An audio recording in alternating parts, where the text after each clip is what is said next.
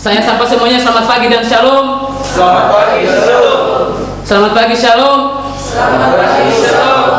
Pertama-tama kita patut mengucap syukur kepada Tuhan Yesus karena atas kasih kebaikannya dalam setiap kehidupan kita, hingga kita masih diperkenankan kembali untuk bersekutu dan beribadah untuk Dia. Saya juga berterima kasih kepada Ibu Asrama yang dimana telah mempercayakan saya untuk membawakan firman Tuhan di pagi hari ini. Langsung saja kita buka kebenaran firman Tuhan dalam Ulangan pasal 18. Ulangan pasal 18 ayat yang pertama hingga ayat yang ke-8. Sekali lagi, Ulangan pasal yang ke-18 ayat yang pertama hingga ayat yang ke-8. Sudah dapat semuanya? Amin. Amin. Nanti kaum pria akan membaca ayat yang pertama, kaum wanita ayat yang kedua, dan ayat yang ke-8 kita baca secara bersama-sama. Namun sebelum itu izinkan saya membacakan judul perikopnya, yaitu Penghasilan Imam dan Orang Lewi. Kaum pria 1, 2, 3. Imam dan Lewi, seluruh suku Lewi, janganlah mendapat bagian dari pusaka bersama-sama orang Israel dari korban api-apian kepada Tuhan, dan apa yang menjadi miliknya harus mereka mendapatkan rezeki. Janganlah yang mempunyai pusaka di tengah-tengah saudara-saudaranya. Tuhanlah milik pusakanya seperti yang dijanjikannya padanya. Inilah hak imam terhadap kaum awam, terhadap mereka yang mempersembahkan korban sembelihan, baik lembu maupun domba. Kepada imam harus diberikan tambahan, kedua rahang dan berusaha. Hasil pertama dari lembumu, dari anggurmu, dari minyakmu, dan bulu kuntingan pertama dari dombamu harus kau berikan kepadanya. Sebab dialah yang dipilih oleh Tuhan Allahmu dari segala sukumu, Supaya ia senantiasa melayani Tuhan dan menyelenggarakan kebaktian demi namanya, ia dan anak-anaknya.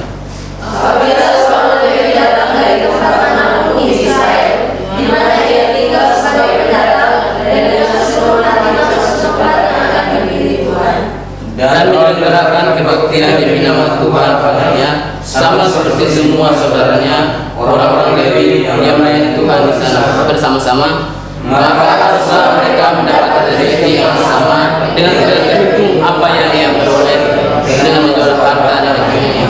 Amin. Dari kebenaran firman Tuhan yang telah kita baca, saya akan memberikan tema, yaitu Tuhan menyediakan. Teman-teman yang diberkati Tuhan, sebagai calon pelayan Tuhan, hamba Tuhan, kita akan diperhadapkan dengan banyaknya tantangan hidup, persoalan-persoalan hidup, atau bahkan cobaan hidup yang lainnya. Hal yang seringkali dipertanyakan untuk kita sebagai seorang calon pelayan Tuhan adalah masa depan kita. Yang kerap kali ditanyakan adalah masa depan kita. Apakah kedepannya kita akan menjadi seorang yang berhasil dan beruntung dalam hidup kita sebagai pelayan Tuhan, ataupun sebaliknya? Apakah seorang hamba Tuhan atau seorang pelayan Tuhan mempunyai masa depan yang berhasil, masa depan yang sukses, atau sebaliknya, teman-teman? Hal inilah yang banyak sekali dipertanyakan oleh orang-orang yang belum mengenal Tuhan. Kenapa, teman-teman? Karena menurut mereka, seorang pelayan Tuhan, seorang hamba Tuhan, hidupnya itu hanya untuk Tuhan, melayani Tuhan. Oleh sebab itu, mereka berpendapat bahwa karena hidup mereka hanya untuk Tuhan, melayani Tuhan, fokus mereka itu kepada hal-hal yang rohani saja, bukan hal-hal yang duniawi. Oleh sebab itu mereka berpikir bahwa hamba Tuhan itu tidak mempunyai masa depan. Nah, kita akan bersama-sama belajar dari satu suku Israel, yaitu suku Lewi, mengenai seorang pelayan Tuhan. Ada sebuah ilustrasi begini, teman-teman. Ada seorang pemuda. Pemuda ini dia baru lulus dari sekolah menengah, teman-teman. Nah, dia lulus sebagai siswa terbaik dari 3 siswa yang ada di sekolahnya. Nah, pada saat itu ada sebuah surat rekomendasi dari sebuah perusahaan teknologi yang besar. Nah, surat rekomendasi atau surat permintaan untuk agar dia dan 3 temannya itu bekerja di perusahaan tersebut. Nah, kebetulan pemuda ini dan sahabat-sahabatnya itu juga seorang yang sangat ahli dalam komputer, ya teman-teman. Oleh sebab itu perusahaan teknologi ini menawarkan mereka untuk bekerja di perusahaan tersebut. Nah, di saat yang bersamaan ada juga seorang pendeta, seorang hamba Tuhan menawarkan pemuda ini untuk melanjutkan pendidikannya, yaitu kuliah di sekolah Alkitab. Nah, pendeta ini adalah sosok yang begitu dikagumi oleh pemuda ini. Karena apa, teman-teman? Dia melihat pendeta ini ada seorang pelayan Tuhan yang sukses, pelayan Tuhan yang sangat baik hati, pelayan Tuhan yang sungguh-sungguh melayani Tuhan bahkan pelayan Tuhan yang lebih mementingkan orang lain daripada dirinya sendiri, teman-teman. Dan pemuda ini pernah berangan-angan bahwa dia ingin menjadi sama seperti pemuda ini ingin mempunyai angan-angan dia ingin menjadi sama seperti pelayan Tuhan ini, teman-teman. Nah, menerima dua tawaran tersebut, pemuda ini menjadi sangat bimbang. Karena apa? Dia harus memilih mengenai masa depannya atau tentang angan-angannya yang dulu sempat dia impikan. Singkat cerita, teman-teman, dia memilih untuk menjadi seorang pelayan Tuhan. Dia melanjutkan studinya itu sekolah di Alkitab. Nah, setelah 3 tahun kemudian pemuda ini bersekolah di sekolah Alkitab, dia menyadari bahwa dia mengalami satu titik permasalahan dalam hidupnya, yaitu ketika dia tidak mampu lagi untuk memenuhi kebutuhannya. Satu titik di mana dia benar-benar kehilangan segalanya, teman-teman. Terlebih lagi ketika dia mendengar bahwa teman-temannya yang dahulu yang sempat direkomendasikan oleh perusahaan, mereka telah sukses, teman-teman. Yaitu mereka telah menjadi pemimpin-pemimpin di cabang-cabang yang perusahaan teknologi tersebut.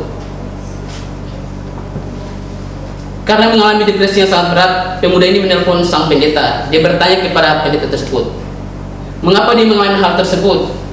Mengapa dia mengalami kekurangan yang begitu besar dalam hidupnya? Lalu pendeta tersebut menjawab dia, apakah dia sudah berdoa kepada Tuhan? Pemuda tersebut menjawab, ya, dia sudah berdoa. Lalu pendeta tersebut bertanya, apa yang dia doakan? Dia mendoakan keinginan dia, apapun yang menjadi keinginannya dia doakan sama Tuhan, tapi Tuhan belum menjawab doanya. Lalu dengan senyum pendeta itu berkata, anakku, engkau selalu berdoa kepada Tuhan apa yang engkau inginkan. Pernahkah engkau bertanya kepada dirimu, apa yang Tuhan inginkan dari dirimu dan apa yang Tuhan ingin engkau lakukan bagi dirinya? Sejenak pemuda itu merenung. Dia merenung dalam dirinya bahwa apa yang ternyata selama ini dia salah. Dia selalu ingin Tuhan tahu apa yang dia inginkan, tapi dia tidak pernah ingin tahu apa yang Tuhan inginkan darinya dan apa yang Tuhan ingin dia lakukan untuk Tuhan. Oleh sebab itu, teman-teman, dia memilih untuk tetap lanjut sekolahnya. Dia tetap memilih untuk menjadi seorang pelayan Tuhan. Singkat cerita, 10 tahun kemudian dia menjadi pelayan Tuhan yang sukses. Dan dia juga mendengar dari kabar dari teman-temannya yang waktu itu menjadi pemimpin di sebuah perusahaan itu mengalami kebangkrutan, teman-teman. Nah, dari ilustrasi di atas, teman-teman, kita bersama-sama belajar dari bahwa Tuhan menyediakan sesuatu itu indah pada waktunya, teman-teman. Nah, kita akan sama-sama belajar bahwa bukti bahwa Tuhan menyediakan apapun yang menjadi masa depan kita, kebutuhan kita, dalam Ulangan pasal 18 ayat 1 sampai 8. Hal yang pertama adalah bukti bahwa Tuhan menyediakan apapun bagi kehidupan kita itu yang pertama karena Dia yang memilih kita. Teman-teman yang berkati Tuhan, suku Lewi ketika dipilih Tuhan untuk menjadi seorang pelayan Tuhan, mereka tidak diberikan bagian warisan ketika bangsa Israel memasuki tanah Kanaan. Sama seperti suku-suku Israel lainnya, mereka tidak diberikan harta mereka tidak diberikan harta atau tanah yang ketika bangsa Israel mendapat bagian dalam tanah Kanaan, bangsa suku Lewi itu tidak termasuk dalam pembagian tanah tersebut. Namun, teman-teman, walaupun mereka tidak diberikan bagian dari tanah tersebut, Tuhan telah menyediakan rumah mereka, kebutuhan mereka. Begitu juga dengan kehidupan kita, teman-teman.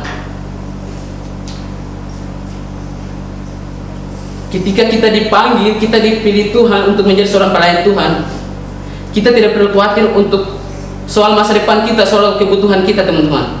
Karena apa? Burung pipit saja dipelihara oleh Tuhan, apalagi kita pelayan Tuhan yang langsung dipilih Tuhan. Kita berharga di matanya, teman-teman. Oleh sebab itu, apapun yang menjadi permasalahan kita, masa depan kita yang masih kita pertanyakan, janganlah kita khawatir soal itu. Sebab Amsal 23 ayat 18 berkata apa? Saya minta salah seorang membacakannya.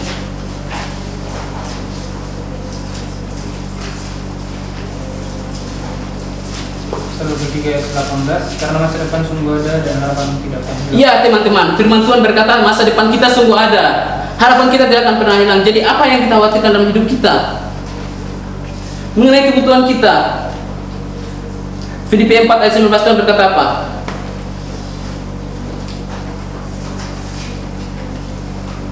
4 ayat 19, Allahku akan memenuhi segala keperluanmu menurut kekayaan dan kemuliaan dalam Kristus Yesus. Tuhan akan memenuhi apapun yang menjadi kebutuhan kita, misi kita, dan setiap kebutuhan kita sehari-hari, teman-teman. Oleh sebab itu, teman-teman, jangan pernah ragu oleh panggilan pelayanan kita, teman-teman. Lakukanlah apa yang menjadi tugas kita sebagai hamba Tuhan. Setialah melayani Tuhan. Sebab Yeremia 29 mengatakan apa? Rencangan Tuhan bukanlah rencana kecelakaan, melainkan rencangan yang penuh damai sejahtera. Ia menyediakan masa depan yang indah untuk kehidupan kita masing-masing, teman-teman. Jika kita percaya bahwa Tuhan menyediakan masa depan kita dengan bukti bahwa Dia memilih kita, lalu respon apa yang harus kita lakukan, teman-teman? Respon yang harus kita lakukan adalah Matius 6 ayat 33.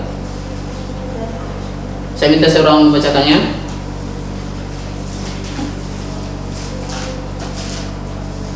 Matius 6 ayat 33, demikian firman Tuhan. Tetapi carilah dahulu kerajaan Allah dan kebenarannya, maka semuanya itu akan ditambahkannya kepadamu. Respon yang harus kita lakukan adalah melakukan apa yang menjadi bagian kita yang telah ditetapkan Tuhan kepada kita. Pekerjaan Tuhan yang telah ditetapkan untuk kita, lakukanlah hal itu. Maka Tuhan akan melakukan apa yang menjadi bagiannya dalam kehidupan kita. Amin untuk kebenaran firman Tuhan. Amin.